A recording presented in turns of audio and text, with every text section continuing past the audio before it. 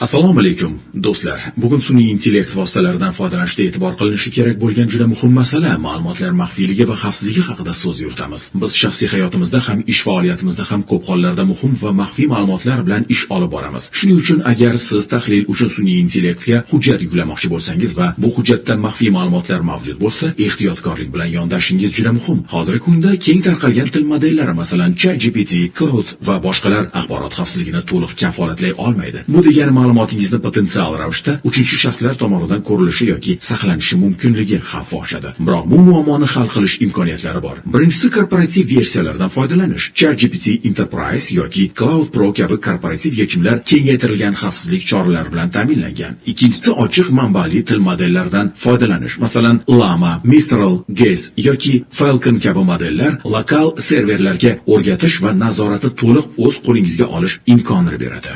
Bu modellarni yuklab olib, kompaniyangiz yoki tashkilotingiz infratuzilmasiga moslashtirib ishlatishingiz mumkin. Xulosa qilib aytganda, sun'iy intellekt imkoniyatlaridan foydalanishda ma'lumotlar xavfsizligiga jiddiy yondashish zarur. Har qanday qulaylik avvalo mas'uliyat bilan birga keladi. Shuning uchun ham hamkorlikda ishlayotgan har bir tashkilot va muassasa, har bir tashkilot va mutaxassis bu masalada ongli qaror qabul qilishi lozim.